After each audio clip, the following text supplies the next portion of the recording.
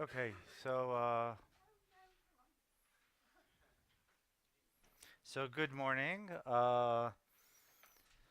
So uh, so last night you all looked very tired. So I'll sort of do a quick recap of what we did last night, and then move forward and try to cover uh, as much as I can without losing you. So yesterday there were two points that I was. So we started with looking at the equation of state for a simple ideal gas of ellipses, which constitute a simple gas of active Brownian particles. And we saw that generically there's no equation of state. And then we saw that there's a specific case where these ellipses are circles where we recover an equation of state. And we wanted to understand why sometimes we have an equation of state and sometimes we don't have. And before stepping into that, I was looking at steady states. And I was arguing, and hopefully I'll get to discuss some of the consequences of that later. And I was making the point that they're very non-local. So if you introduce something inside the system that's not very spherical, or in fact an infinite wall like the one that we're studying, then generically the probability distribution of particles around that object is a non-local function of the potential itself. And even in the wall geometry, inside the potential, you have to know the whole shape of the potential to know the probability distribution at the given point. Okay, so non-local is actually, if you look at non-equilibrium stat mech, many times things become very quickly non-local with non-local correlations. And there's been tons of work on that in the past. So back to our question of why do we have sometimes an equation of state and why sometimes we don't. And I was trying to argue that it's easier to look at an underdamped model. And we had I equals 1 to n particles. Again, everything I'm doing here is non-interacting particles, but I'll tell you what we can generalize to later. And the equation for the velocity, if you want the force, was given by just a friction term, the active forcing term. Then we had the force from the potential, and then we had the thermal noise. So this guy makes sure that when I turn off the active forcing, then I'm back at equilibrium. Okay, so I have my handle that I can turn things down, and I'm back at equilibrium. And on top of that, we had the dynamics of the angle, which was given again by this trouble-causing torque and rotational diffusion. Okay, and these are Gaussian white noises. So that's the model, just a simple overdamped model with a bit of inertia. Okay, it's still damped, but it's underdamped. And to proceed, what I did was look at the density. So this is the density field, and I've defined its average in the steady state as the average of rho hat. So I'll skip the R in R notation.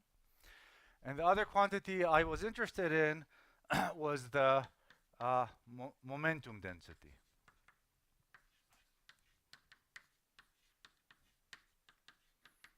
Okay, and similarly we had its average, which was equal to the average.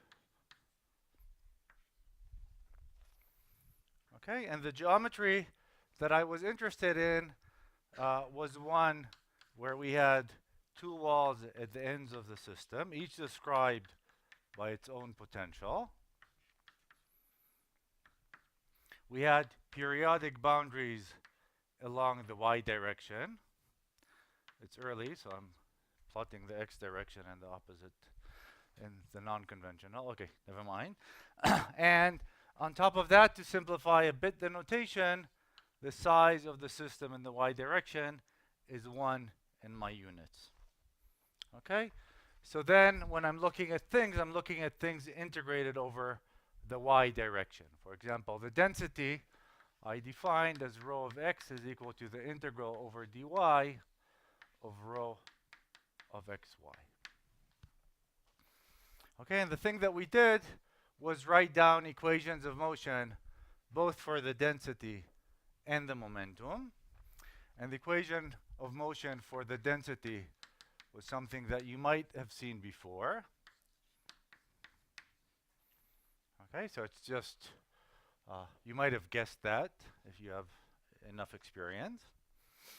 And then the equation of motion for the momentum field was given by minus gamma p, where gamma I've defined as gamma tilde over m, minus the force from the external wall. Then we had the contribution from the active forces. Then we had one term which I'll expand in a second, plus a noise term. Okay? And this guy was none other than just the flux of momentum. So this is a tensor product. Okay, so again, I want to stress that this guy, nothing conserves momentum here. Okay, this is definitely not the momentum conserving system. This one is losing momentum. I forget about the wall. The wall, of course, doesn't conserve momentum. These guys are pumping momentum into the system. You can see it in the equation. This guy is just telling us how momentum is flowing. So this guy just has to be here. And this is noise, which also is not conserving momentum. Yes? Yeah.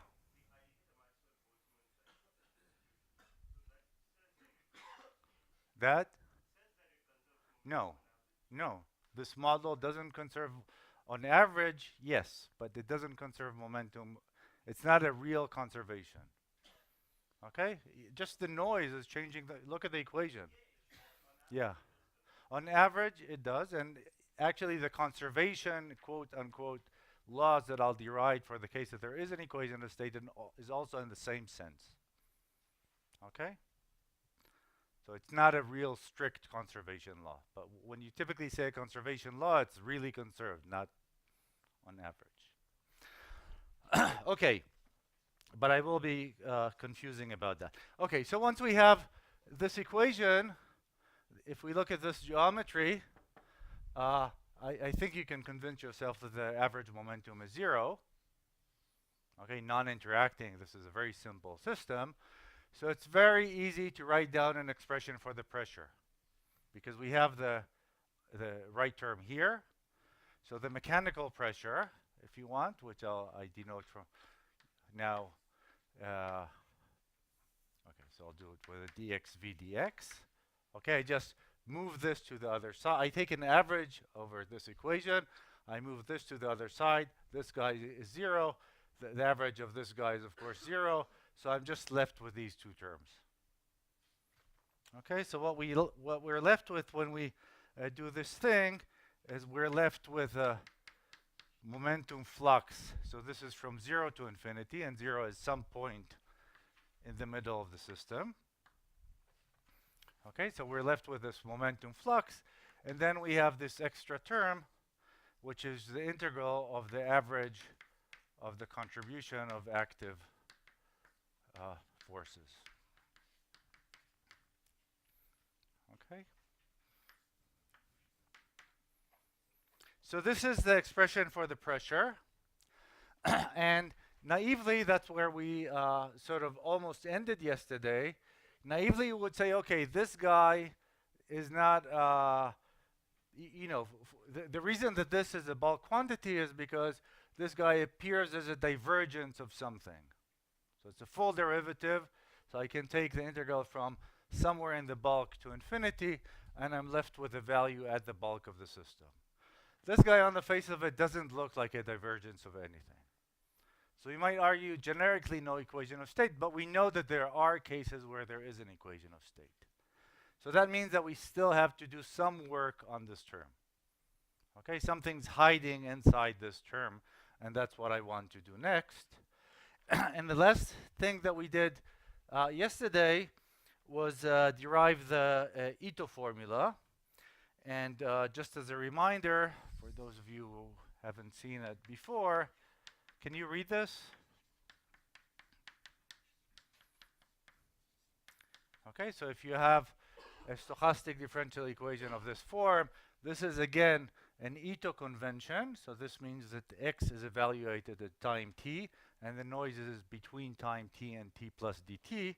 Then if we write down an equation, a differential equation for the average, you can also generalize it for not the average, but I'm not doing it here. The average of the derivative in time of a function of x, then naively you would think that it's just df dx times x dot, whose average is a.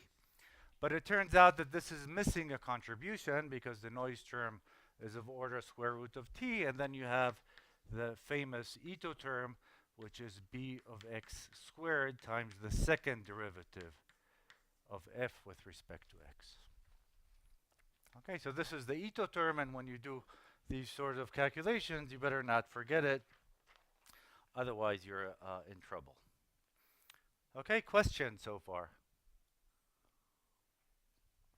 No. Okay. So again, we want to calculate this guy. That's hiding the secret to when we have an equation of state or not. So I'm going to write down a differential equation for this and look at it in the steady state. So I'm going to differentiate this guy with respect to time.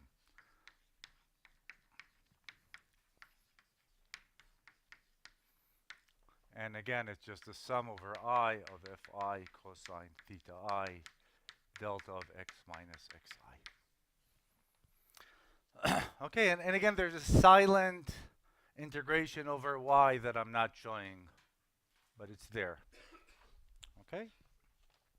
Okay, so let's differentiate. I'll just look at one of these terms.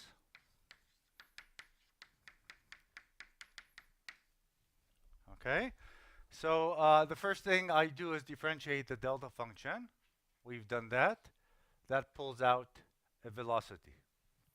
Okay, so the first term, and I change the derivative with respect to xi to x, so I get a minus in front, and I have vix fi cosine theta I times delta of x minus xi average.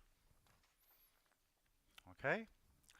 The other term is differentiating the cosine guy, cosine. Okay? So when I differentiate the cosine, I'm using this equation. The average of this guy is 0, but I am left with this guy. I am left with a torque. Okay? So the next term is minus fi gamma I sine of theta I times delta of x minus xi average. Okay, if you remember the expression for the pressure that we had for the overdamped case, which you probably don't, I'm not it's not, I'm not, anyway, too early in the morning for me. Okay, but if you remember, we had something very similar. Okay, so this is going to actually lead to that term, and we're left with what? Wake up. What didn't I do? Ito. Okay, that's why I taught you Ito. Okay, because I now need the Ito term. Okay, so I have to do I have to do the Ito term, and this is with respect to theta, so I'm differentiating twice with respect to theta. Okay, so the Ito term is dr, so 1/2 b squared, so it's dr, times Fi cosine theta I times delta of x minus xi. Okay, so this is our Ito term. Okay, good. So if we're happy with this expression, I'm now going to look at the steady state. So steady state, this guy is equal to 0. Okay? And I can pull out this guy. Remember, I was interested in this guy. I should really put the cosine theta here. Okay? So I was interested in evaluating this guy, and lo and behold, in the steady state, I have now a clean expression for it. Okay, everybody's with me? So with this, no? Yep.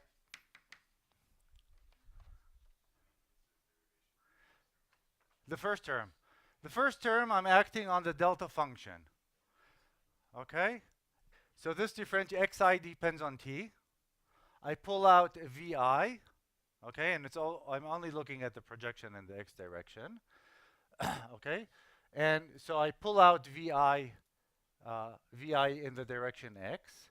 And then the only trick I do is, instead of having a derivative of the delta function with respect to xi, I just change it into the derivative with respect to x. No, x is a point in space. Xi is, yeah, so it's an average over the histories of these guys.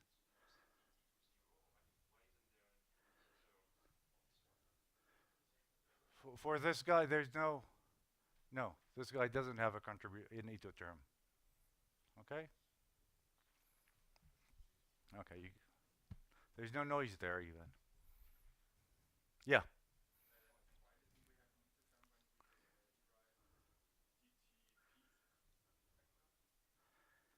DTP, it's not a function. Okay. It's not, this is just differentiating this guy explicitly. Okay? Okay.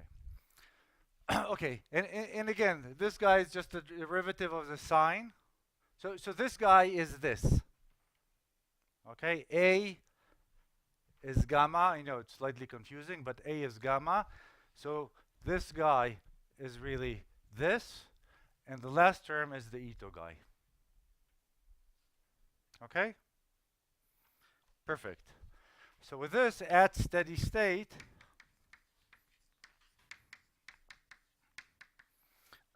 what we have is that the average of Fi cosine theta I delta of x minus xi, which is the guy that I'm interested in, is equal to minus, okay, and let me put in the sum back so it's this crystal clear, sum over I of Fi over dr. I just divide by dr.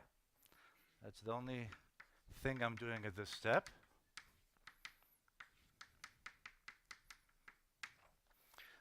And then I have this extra term, which is hiding something, some interesting physics, which we'll allude to in a few minutes.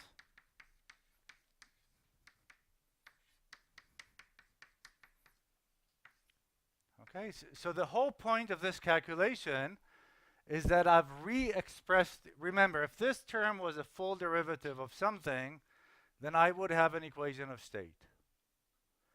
So because I know that there are cases where I have an equation of state, I was looking for a full derivative hiding in this guy.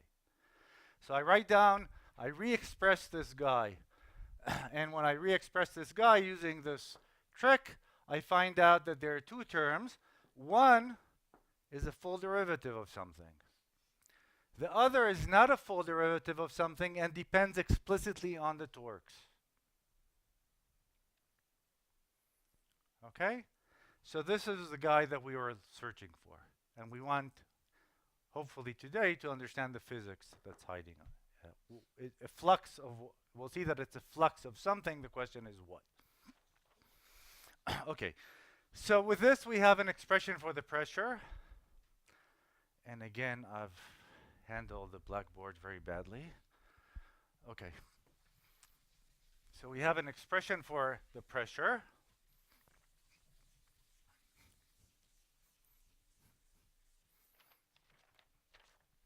Okay, so it's P. I should keep the M everywhere. So we have the JXX at 0. And then we have this term that comes from integrating this full derivative.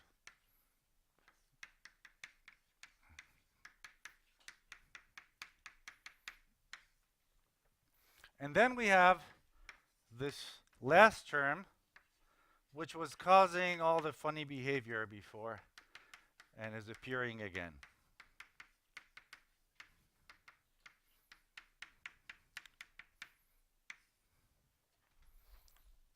Okay? So again, this is momentum flux.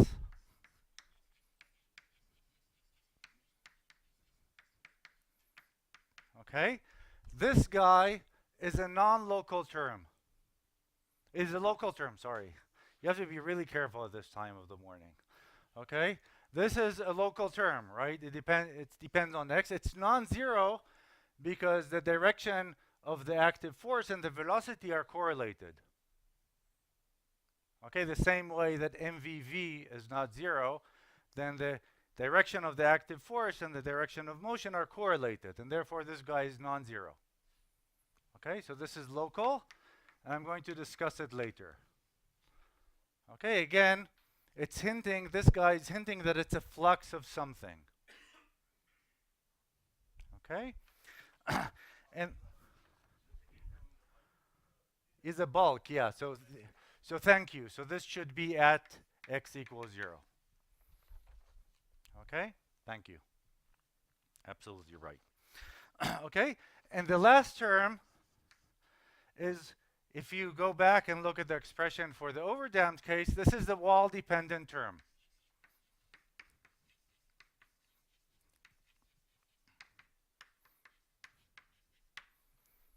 Okay? So I want to look again at the previous equation. Okay, so I should write it. Okay, so let me write it so it's completely clear. So first of all, it's clear right now, at least formally, it's clear that when this guy is non-zero, I'm not going to have an equation of state, and it's clear that when this guy is 0, I have an equation of state, at least formally. Okay, that pops out. I want to sort of look at this in a slightly different light by looking at this as a local quote-unquote force balance equation. So what I'm doing is just writing the equations before I integrate it over space, over x specifically. Okay? So it's useful to look at local force balance.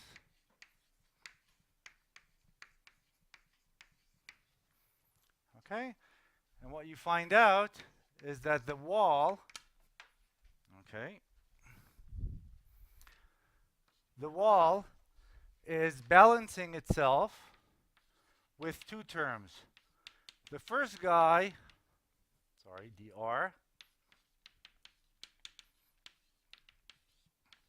so it's at 0 now. Okay, the first guy is this guy, and the second guy is a derivative of, first we have this new term, this flux of something that I'm going to discuss soon, and the momentum flux. Okay, so this is just rewriting an equation that was on the board a second ago. So what you can see, remember the first lecture, when we had conservation of momentum, then we had this guy, change in flux of momentum, balancing itself with a force from the wall. Now we have change in flux of momentum plus change in this guy, when gamma is equal to 0, balancing itself with the wall. And when it's not equal to 0, we have this extra term that looks like a source of momentum, actually. Okay, I'm going to plot it in a second. Yes? Yeah.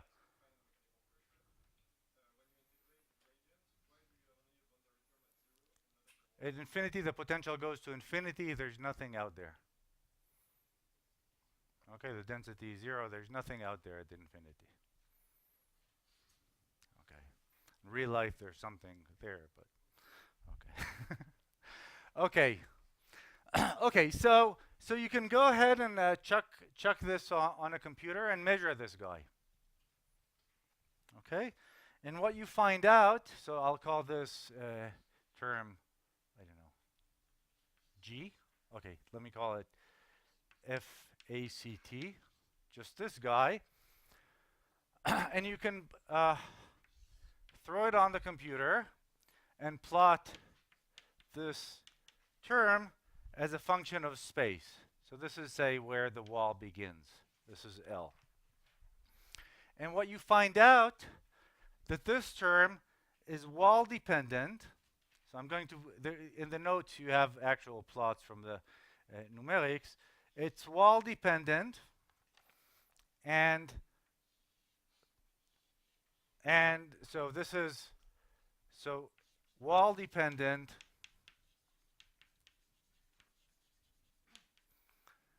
source of momentum next to wall. Okay, so the point is that what the torques are doing are introducing local sources of momentum next to the wall. That's why we don't have an equation of state, because the wall, instead of just handling these two guys, it's also swallowing this new extra momentum source. Okay? So that's the direct cause for why you don't have an equation of state. Actually, the dynamics of the torque are actually generating an influx of momentum, a source of momentum at the wall. That's why we can't have momentum conservation. Okay, so that's the underlying physics behind the lack of the equation of state. The wall is actually allowing the particles to pump in momentum into the system. Okay, questions? Too early in the day, or yeah?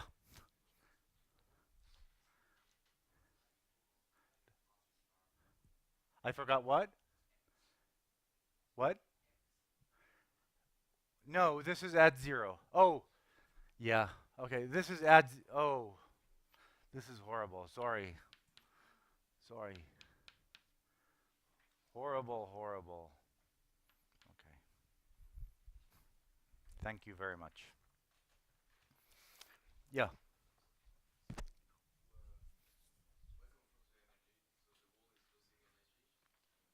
Energy, right? The system's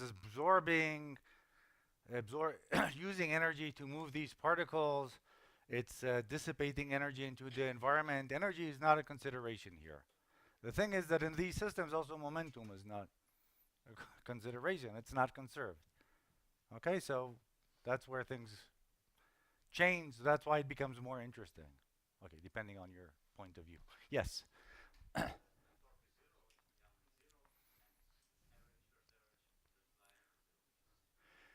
When gamma is 0, this guy is 0, and we recover an equation of state. Okay, and we just have to, the thing that I still owe you is explaining a flux of what is this. Okay, and then we're happy, I think. Maybe not you, but I am. Yes.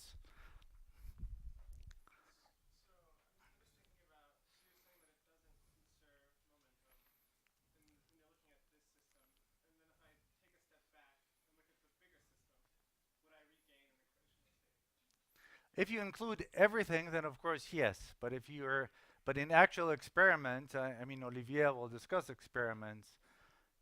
This is a relevant thing to measure.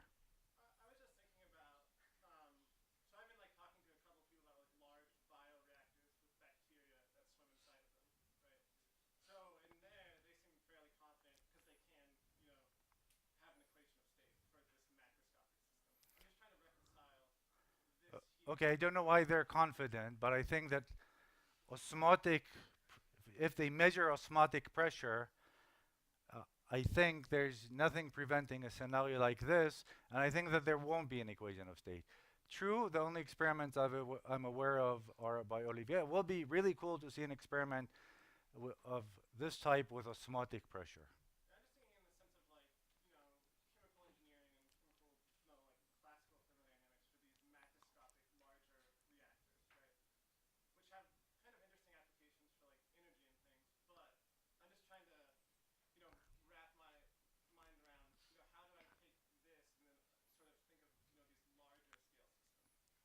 Okay, you have to give me more details. But again, the important ingredients is that we're not in equilibrium and we have no conservation of momentum. Okay, that these are the important ingredients for all these things to happen. Okay? Yeah.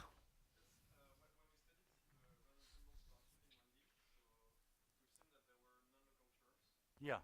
Still, there is an equation of state for what I wrote there. That's a case where there is an equation of state. So it's not related to the non-locality.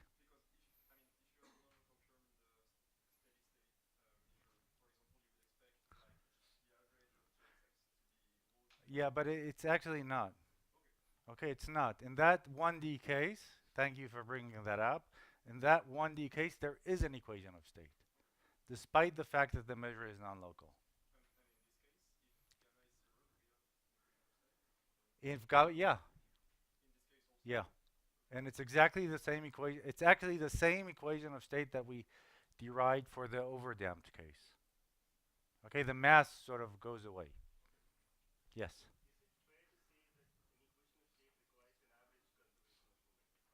It's average conservation of momentum and something else which I want to, yeah, yeah. So that's the reason when you have an equation of state. This is not, okay, this is a bit of a funny term. So I'll allude to its physics in what follows. Okay, it's a flux of something, and you're absolutely right. So there's a sort of conservation of the momentum flux plus something extra. And that comes in from actually the active forces pumping in forces into the system, momentum into the system. Okay? Other questions? Okay, good. So just to summarize all the things that I said in words but didn't write.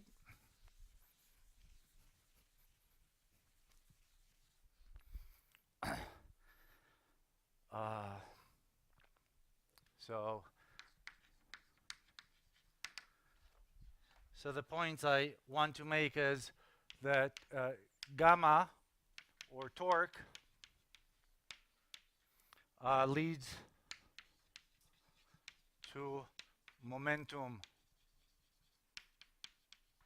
sources sinks at wall. Okay? And this allows for no equation of state. Okay? And I also want to stress that all the action is near the wall.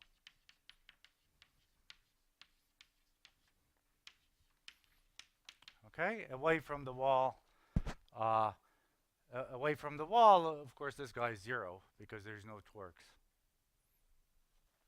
Okay, you can actually, if you put a bulk inducing torque, then again you have no equation of state, but that's almost a triviality.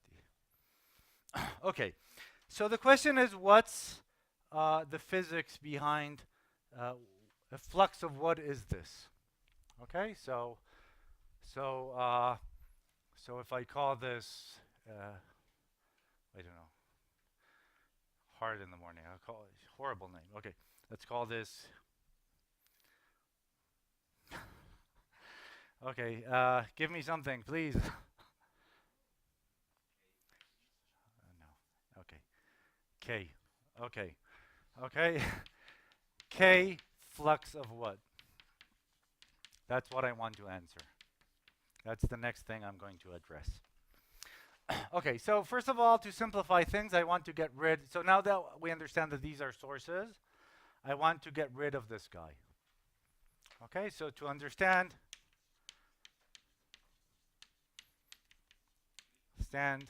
I want to set gamma I to be 0. No torque whatsoever. Okay, and now we have a force that's dumping momentum into the system. Okay, force that's changing the momentum. If you go back to high school, the thing that describes how forces change momentum is called an impulse. Okay? So I'm going to look at the impulse associated with these active forces. Okay, and I'm going to argue that this impulse guy is this extra quote-unquote conserved quantity. Okay, these guys are pumping momentum, so I have to think of changes of momentum because of these forces. So impulse is a natural quantity to think about. Good. So natural, after everything I've natural, by my charisma or that you've been convinced, to think of something that we call the active impulse.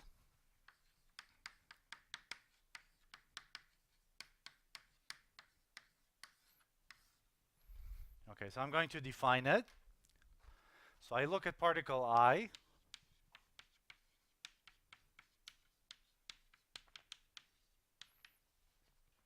And the active impulse, okay, if you remember your definition of impulse, it's just the integral over time of the force. Okay, so I should be more clear.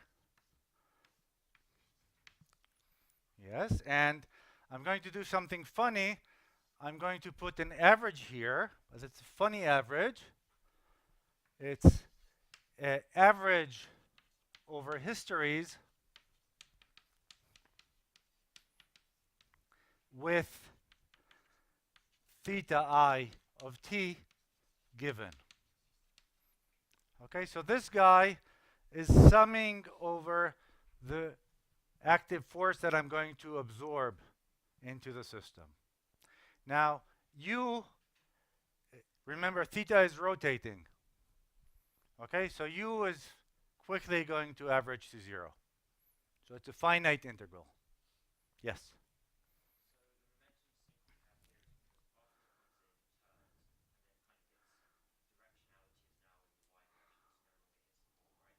You can think about it that way, yes.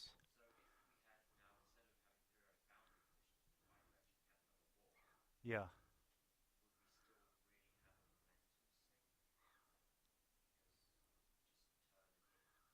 Yeah.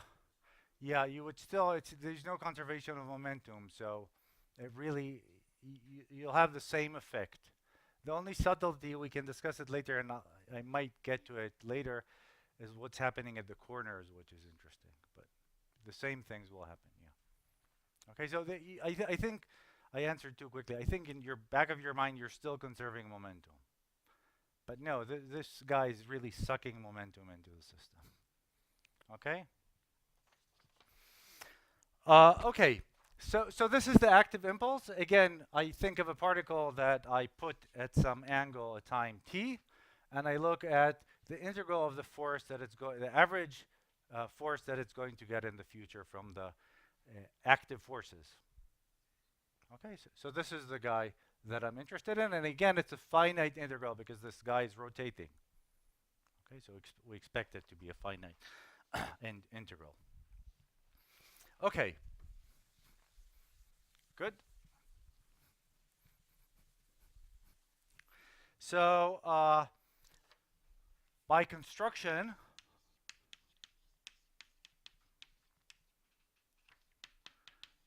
we see that dt of delta p active I is equal to minus fi u of theta I. Okay, that's nothing, just differentiating the definition. Okay, I haven't done anything. And you have a small homework, and that's to check that delta pia, okay, it should really be a vector everywhere. Okay, delta pia is equal to fi over dr times u theta I of t. Okay, so this is a small homework. You can practice your Ito to check it. You could, if you're quick with Ito, you can do it while I'm talking. If you don't want to calculate it, this integral is force times time. The only time that appears in the problem is 1 over dr. Okay, so this is it. Yes?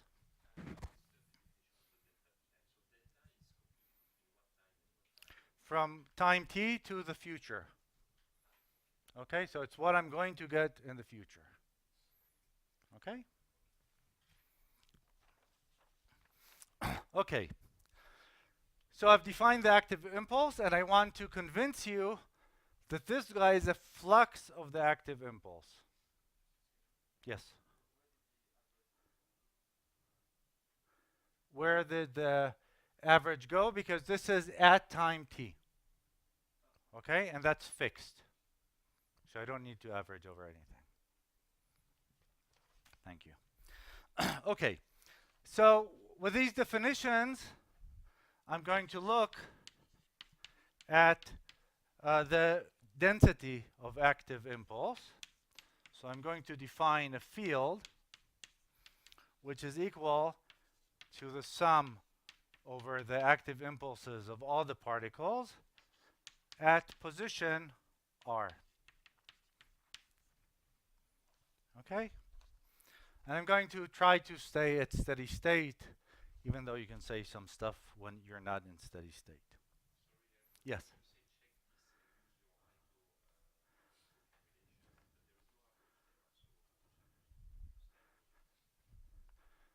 There's no average.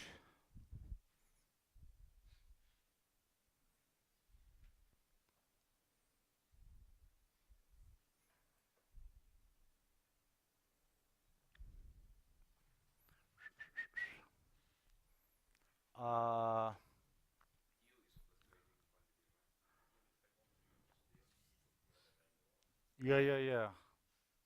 Okay. Uh,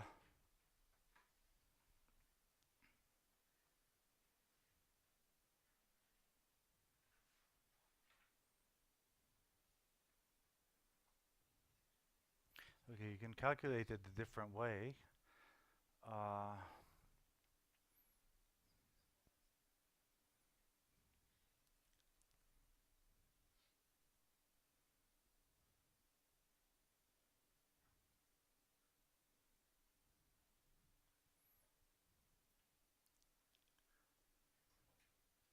I think it's okay because we're differentiating with respect to time, but let me,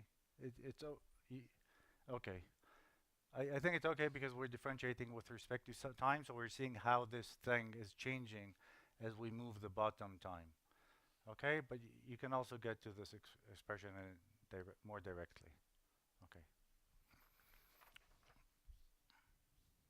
Okay, I'm trying to think if I can reload at this time of the morning a different derivation.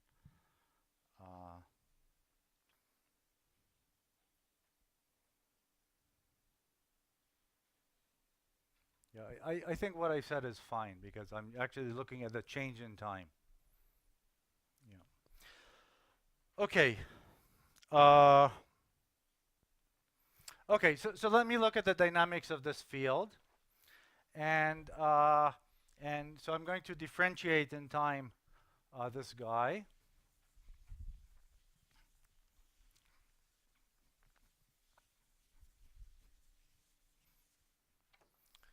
Okay, so we have, and I'm going to look at the steady state. So it's dt of delta PA at R. And then it's the same trick that we've been doing before. I differentiate this guy, and then I differentiate the delta function. So I'm just repeating everything that I've done before, but I know the derivative of time of delta PIA. So I'm left with minus sum over I of fi u of theta I of t delta of r minus ri. And this is, I remind you, the derivative of delta pia. And then I have, again, the same trick as before. I differentiate with respect to ri, then change the derivative with respect to r, and I pull out a v. So I have vi delta pia delta of r minus ri. Okay? So the way to think about this is the flux of the active impulse. Okay? The active impulse, this is a tensor now, so it's the flux of active impulse. Okay? And this guy is the active impulse decaying. Okay? So this is decay of active impulse. And it's equal, if you look at it, and that's equal to the mean active force. Okay? That's simply because of this relation. So the mean active force is actually the decay of the active impulse.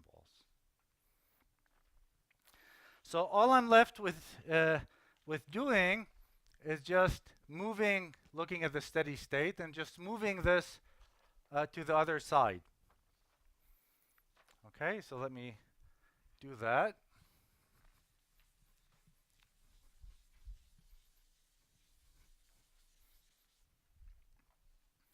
Okay, so we have that sum over I, so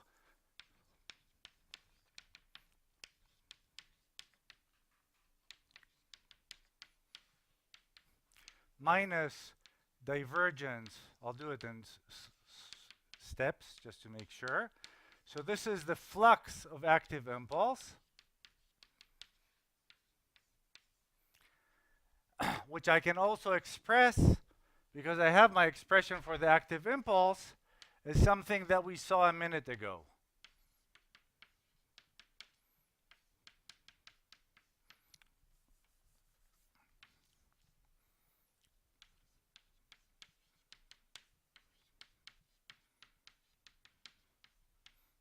Okay, sorry, this has become a mess, and you're probably, what is he doing?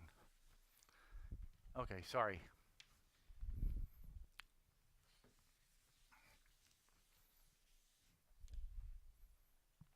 Okay, so let me interpret this equation a bit. Okay, so this means the following thing. This means that the average of the active forces is equal to a divergence of a quantity. Okay? That means that the only way, so this in the bulk is what? Deep in the bulk, this is 0. Okay?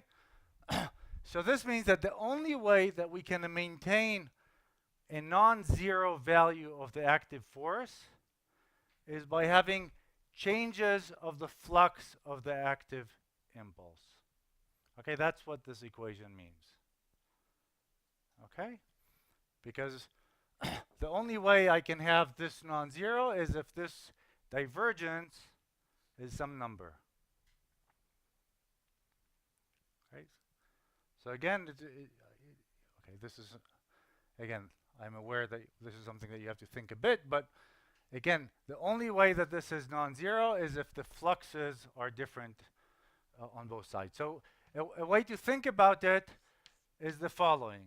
If I look in a volume element and I have my active particle, if it's staying inside this volume element, no matter where it is, even inside the wall, okay, even inside the wall, the arrow is just rotating. Okay? So everything here, the average force inside a volume element is just decaying to zero.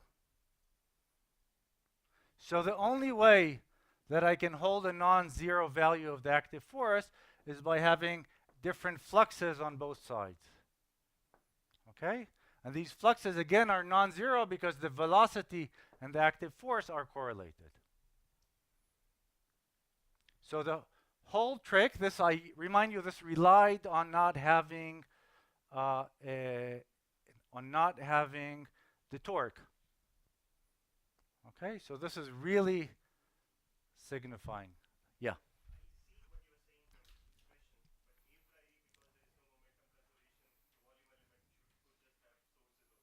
Yeah, but that's what I was saying, that in each volume element, okay, what the guy is doing, the arrow is just rotating, irrespective of what's around. So that if I look inside a box, as long as things don't come out and go in, the average force is decaying to zero. That's not the case if you have a torque. Okay? It's just that it's decaying to zero because of this rotational diffusion. Okay, so only way to have non-zero active forces, averages of course, is by fluxes. Okay? And that's because locally active force decays to zero. But it's exactly that decay to zero that's causing this effective conservation law. Okay, and remember, that was the guy that we had before. So this is the flux of active impulse. Okay? Good. So if we agree on that, so recap. Yeah.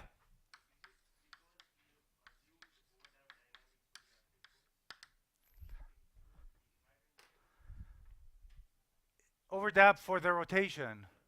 Yeah, so that's what I think Julian was saying, that somebody did a work where it's not when it's not underdamped, and that's no longer the case. Yeah. Yeah, I don't, because I haven't looked at that paper yet. I don't want to commit fully. Okay. Okay. So I want to do a recap. If you've lost me so far with all the math, we had that rho dxv, the local force balance equation, was given by this guy plus the derivative. So sorry, the derivative. This, sorry, hard morning. Okay, and this is minus the derivative of this guy. So that's why what we initially derived. And then we showed that we can write it in the case when there's no torques. We could re-express this whole thing as a full derivative of sum over I Vix over dr Fi cosine theta I delta of xi minus x. And this has to have averages everywhere, plus the flux of momentum. Okay? So this is, again, I want to stress, a flux of what? This is a flux of active impulse. Okay, so I can, at the risk of straining your eyes, I can rewrite this as rho dxv, this is just the definition, is equal minus dxx, and I define a new tensor which is associated with a flux of active impulse. And okay, that's fine, I think, at the moment. And And I want to, okay, so this is a good question. Is that clear? Okay, so the trick is really that at these cases where we have no torques, there's effectively no sources of momentum, but of course the active force is pumping in momentum into the system, but because the dynamics are decoupled of the arrow, are decoupled from anything else, then it turns out that you could actually write it as a flux of active impulse. Okay, again, impulse is what changes momentum into the system. Okay, so the key new quantity that has this quote-unquote conservation law is this active impulse. I'll write it down in a second. So now I want to make some comments.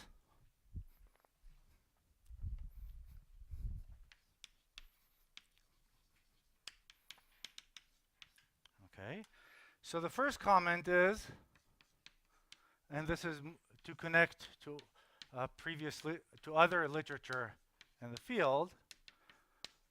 If you differentiate this quantity, so it looks a bit funny at the moment, but in a second you'll see where I'm going.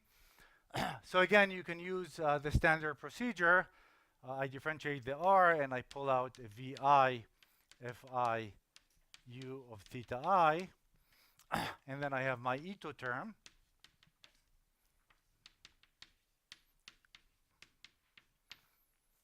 Okay, and I see that you see this guy I can relate to my G. Okay, it's essentially the same thing.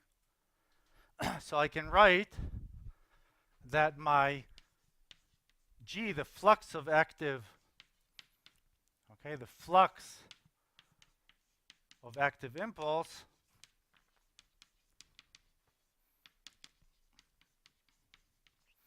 is given by an average of delta R minus Ri of Ri if U theta I average. So now why am I massaging the expression to this term? Because actually this guy was argued for already in 2014 by two groups, by Takatori, who was then with John Brady, and they argued for it using a virial theorem. Okay, so it's just it's the same expression. Okay, and similarly, there was a paper by Young, Manning, and Cristina Marchetti, I think at the same year, where they argued for the same expression based on a continuum mechanics approach. Okay, so those who know, they were using the Irwin-Kierkegaard formula to derive these things. So it's all fine as long as you have the special case that you don't have torques. Okay, so it works when it works, and it's great when it works, because then we have an equation of state, and you can use either the whatever you like, either the flux of active impulse or this expression, which people typically call, I think it was coined by Brady, swim pressure.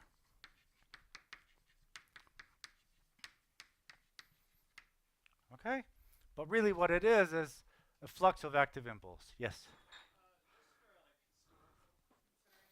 Yeah.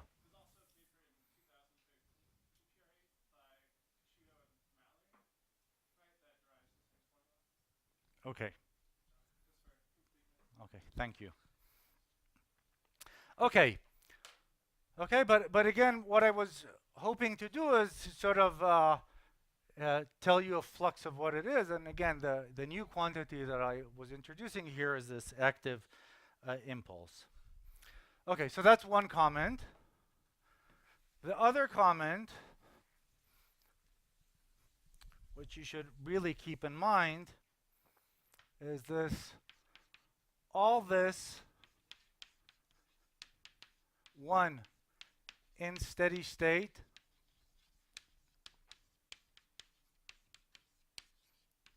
okay? So all this effective conservation is only a steady state statement. So it's not a real per se real conservation law. And the second thing is that okay, and the second thing is that need average of p equal to 0. Okay, so these are strict conditions. So this means that we really need specific geometries. And I'll hopefully just have, how much time do I have? 25 minutes. Okay. Hopefully I'll say something about these things. Okay. I want to stress also that source of momentum not related to alignment of active particles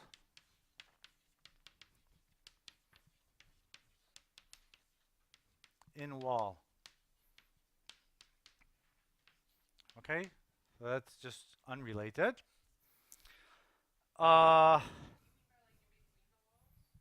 No, inside the wall.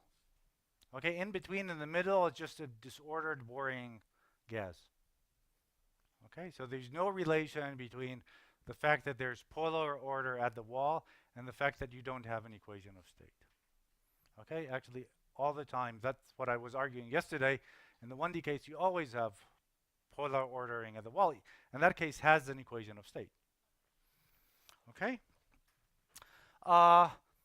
Okay, so I should say something about interactions. So pairwise interactions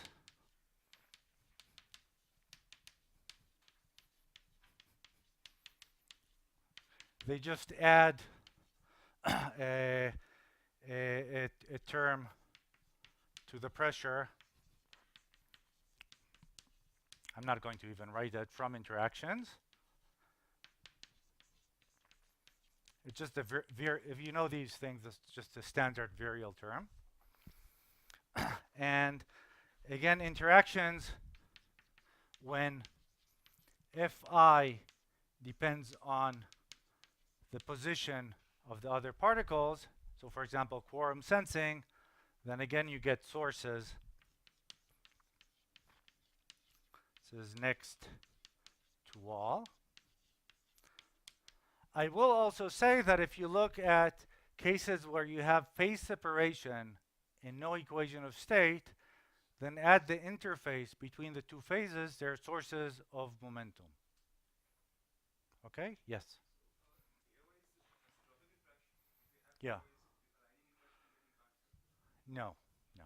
Okay, pairwise, what I mean is, you're right, it's a bit sloppy, but what I mean by VRI minus RJ.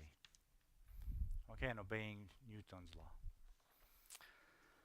Okay, so, and let me just write the last thing, effective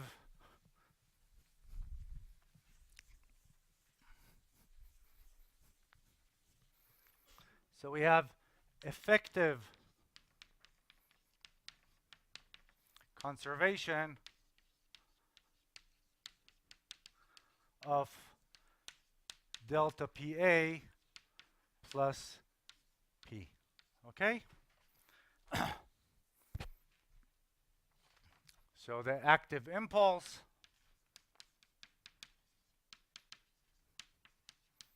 and the momentum. Again, in these very specific cases. Okay, the thing is that it's, keep in mind, and that's what I'm going to discuss now, that it is easy to generate currents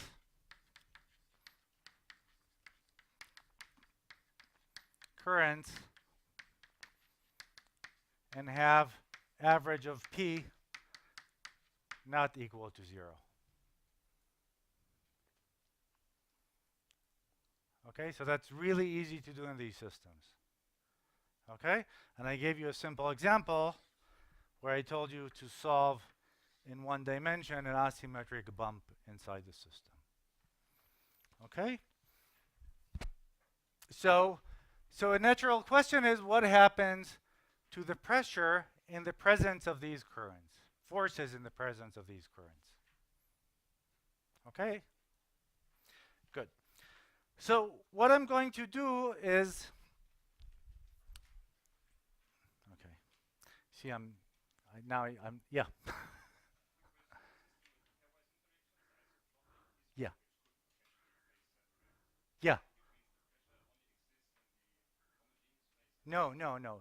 So that's where this is a very powerful tool, because if you have an equation of state for the pressure, then you know that this pressure is the same in both of the phases that phase separate.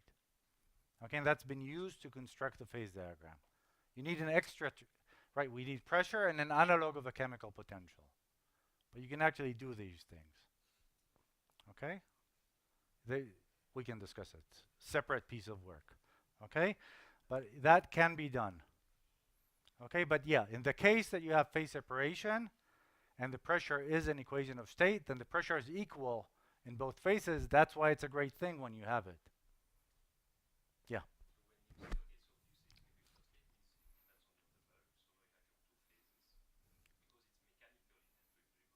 Yeah. Yeah. Curved interfaces are really interesting. I don't think it's fully understood. Okay, there's really funny. Okay, you can think about analogs of surface tension and you know, moreover, if you have a slightly non-uniform interface, then you'll have currents, and I don't think it's fully understood. There's some recent work by Cristina Marchetti on these currents along the interface.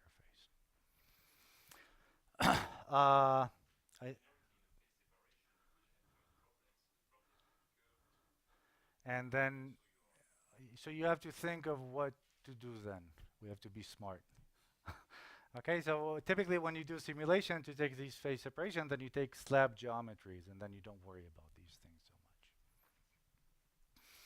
much. Okay, so what I want to do in the 20 minutes that I have, no, so you see I'm a bit torn of what I'm going to cover. So the idea is the following.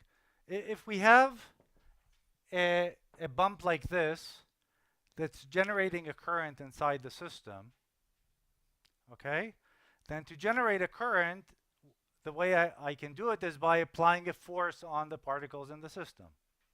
Okay, so this bump is applying a force on the particles in the system. By Newton's third law, these particles are applying a force on this bump. Okay, so what I want to do is really sketch quickly a relation between the currents exerted by an object and the forces that it feels. Okay, so there's a very simple relation which you can derive for non-interacting or pairwise interactions. That's where all this magical simple structure appears. And in that case, there's a really, really simple relation between the force felt by the object and the current that it's causing inside the system. Okay, so that's what I want to discuss. I'll do it very, very sketchy. The notes have a full derivation. It's not very hard. But I want to argue first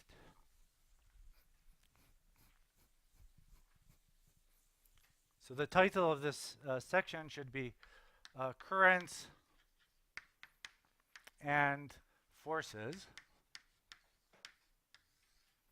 Okay, and the first thing I want to do is just put an object, and I'm using a semicircle for reasons that will be obvious in a second. I want to put a semicircle like this inside an active medium. Okay, now if you think about what's happening, then particles with an arrow pointing this way, no torques, by the way. I'm throwing away the torque issue. Okay? Particles which come this way, if they have a large persistent length, then they'll just glide along the outer edge of this semicircle. Okay, so we expect these guys to glide and flow like this. On the other hand, if an active particle goes inside the semicircle, it's bumping into the wall and it's trapped in that place. Okay?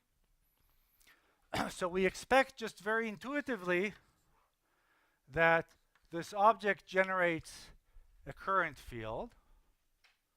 Okay? In fact, you can guess how the current field looks. It looks like a field of a dipole if you look far away, because these things have to close. Okay, and you can actually derive expressions for the far field of this thing.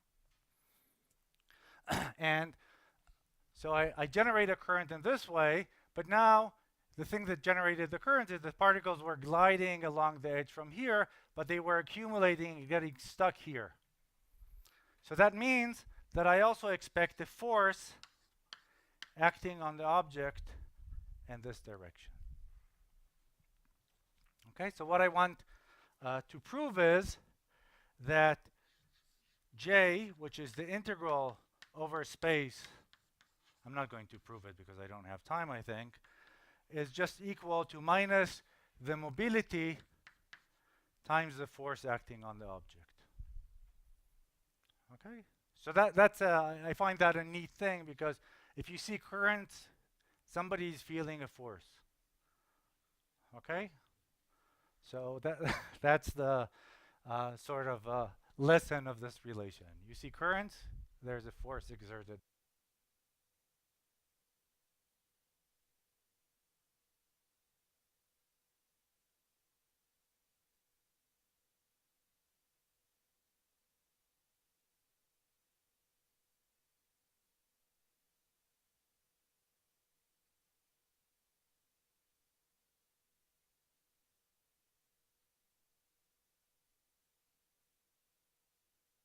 It's on? Good, sorry. Okay, so I have 15 minutes, which sort of puts me in a jam. Okay, what we'll do,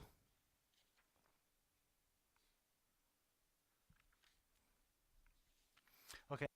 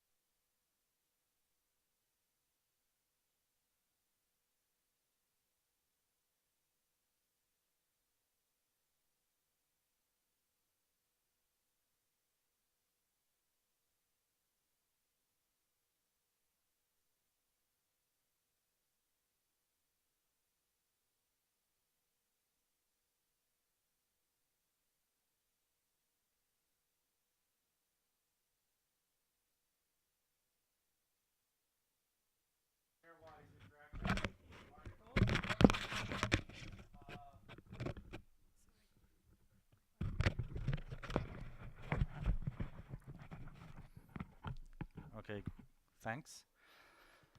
The other thing is that you can actually express the far field density field and current field away from the object in terms of the force acting on the object. Okay, so there's a closed expression for that. So it can show in far field the density is given by the bulk density plus, this is the effective diffusion coefficient, and it's, let me put a minus r dot f divided by r squared plus higher order corrections. So the density field is modulated as 1 over r, and it's an expression that means that if you measure the force on the object, then you know automatically the far field behavior of the density. And similarly, you can derive the current in the far field, which it's just a diffusive current, of course, and it's given by essentially the derivative of the above expression,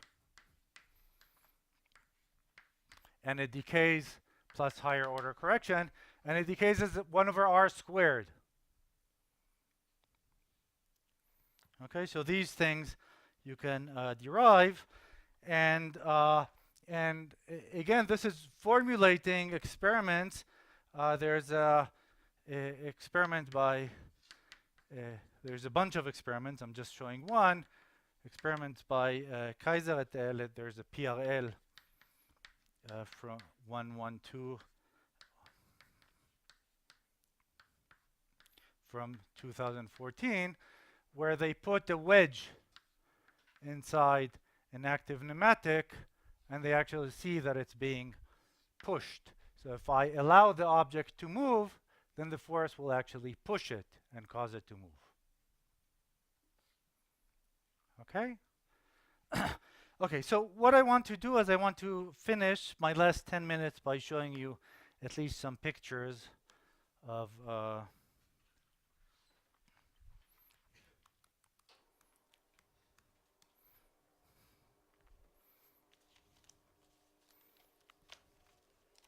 okay, so the last 20 minutes are more less coherent, more seminar-like. So the other thing that you might think about, all this was done, I just need the,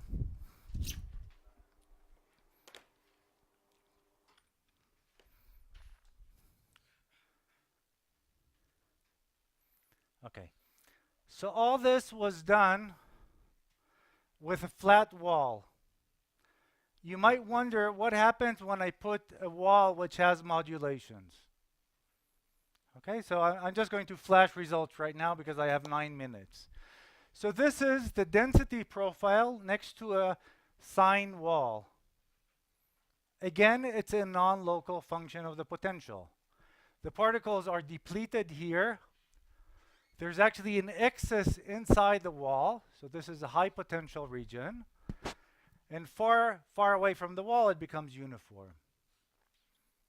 Okay?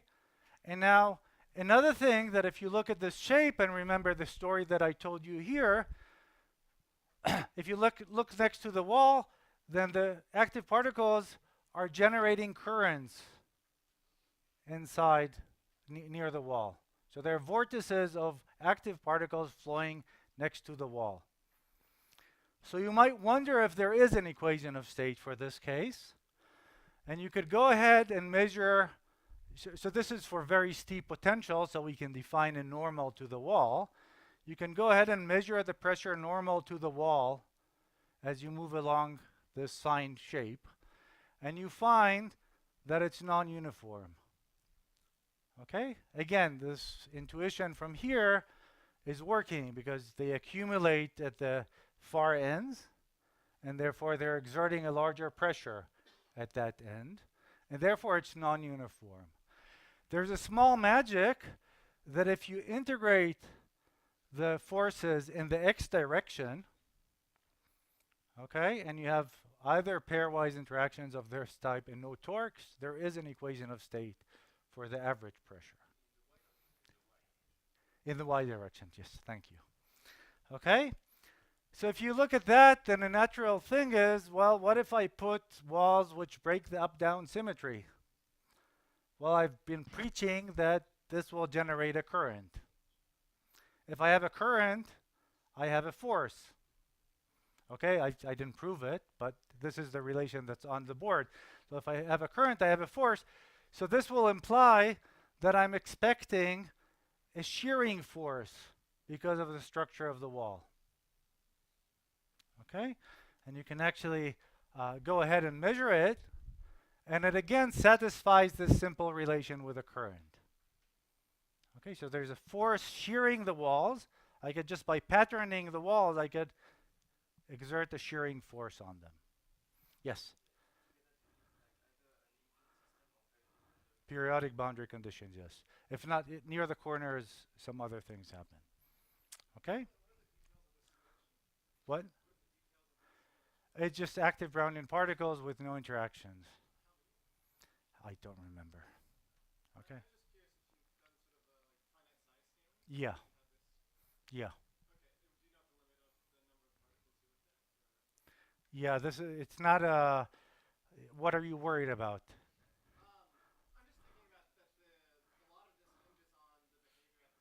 Yeah.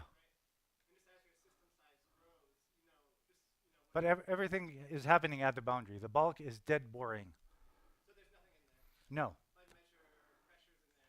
Well, how would you measure the pressure? So you could go ahead and use the expression I gave you for the flux of active impulse plus momentum, but that's the only thing you can do. Yeah? Well, then you have to put a probe. Okay, but then you have to be, then everything that I told you holds.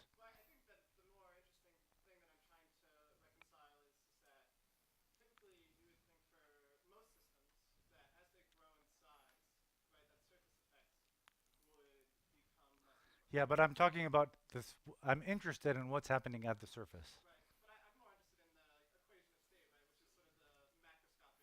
Yeah, but that's what I was alluding, that you have to be careful about what an equation of state means in these things. Okay, so I have to stress if I go back to, sorry, if I go back to this, then actually the shape of this curve depends on the potential that you're putting inside the walls. Okay? So it's actually, somehow there's this, for the case of no torques, there's this sum rule where the average in the x direction obeys an equation of state, but this actually depends on the shape of the wall, these curves. And similarly, these currents depend on the shape of the wall, of course, and there's no equation of state for the shear forces, just none. Yeah, it's this one, PLL 2016. Okay, so in my last 3 minutes, I'll sort of advertise recent work. Okay, I'm allowed to do that. So I've argued that if you take a small asymmetric particle inside an active fluid, then it generates a density disturbance and it generates a current. So a natural thing to think about is what happens if I put two. Because if I put two, then each of them changes the density field and the current field that the other guy is feeling.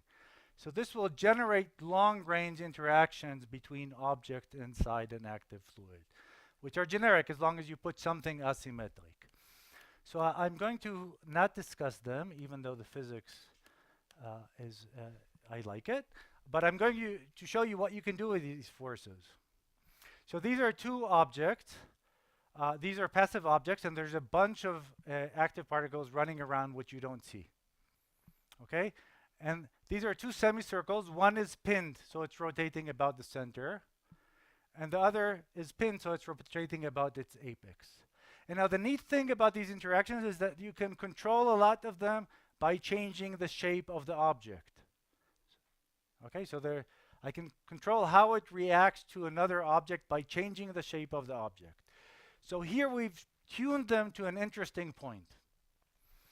And what I do is I'm showing you the results of the simulation, and what they're doing actually is they're co-rotating in the same direction.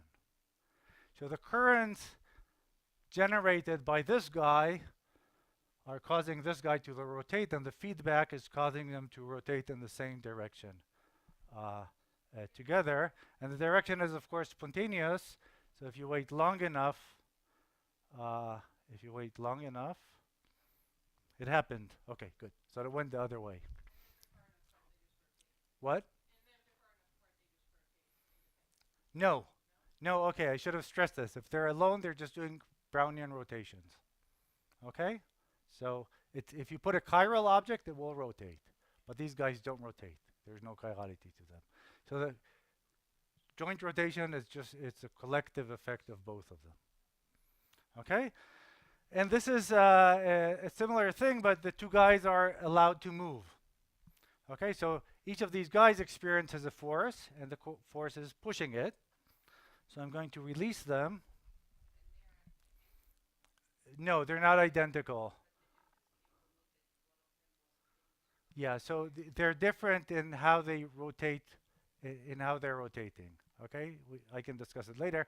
But actually, once they stick to each other, then they form this bound pair, and one is chasing the other. So again, this is just an example of these non-local effects happening in these active fluids.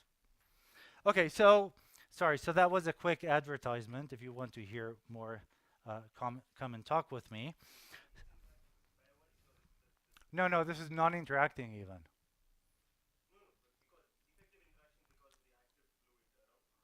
Yeah. It's they don't obey action reaction. These guys, they're anisotropic, and in two dimensions, if you're far enough, they're additive. Okay. Yeah. Well, we have an expression for the forces, the average forces, calculated when they're static. Okay. Okay. That's what we can do. Okay. So the take home, if you ignore uh, the last part of the talk, what I try to argue is that if you're out of equilibrium and you don't have momentum conservation, there are many neat things that can happen with forces. Okay. Generically, there's no equation of state because you don't have momentum conservation, so it's very natural for the system to have momentum sources or sinks, and I've showed you how that happens in specific examples. In some cases, which are very useful theoretically, I'm not sure how much experimentally accessible they are, you can have an equation of state, and again, that's a very powerful tool when you have a state function. Uh, and I've told you about some interesting consequences, and I don't think they're fully explored, all the consequences of these things. And the other thing that I've tried to highlight is that things are very non-local generically in these active systems, and that has also many interesting consequences. So I rushed a bit at the end. I apologize for that. The notes with some typos have all the information I was hoping to pass. So thank you very much for your time.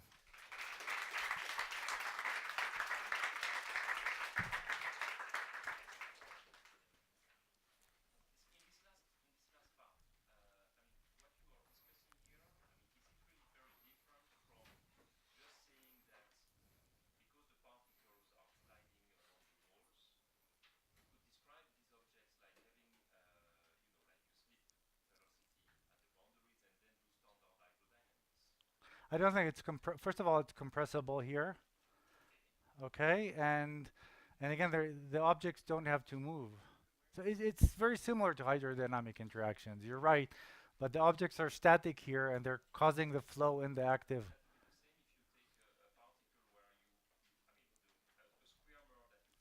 Yeah.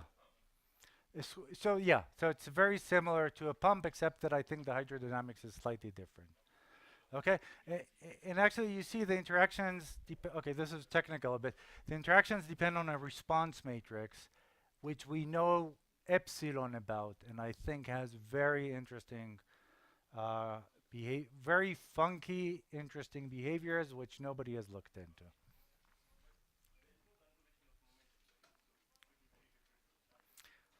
show that it's compressible. There's no conservation of momentum, but he's right that the structure of the flows, it has to be similar. That's what it is. You have conservation of the number of particles that imposes a structure.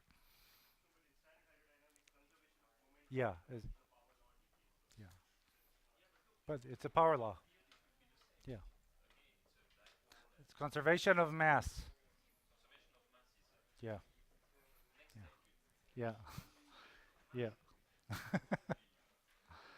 Then things will decay quickly.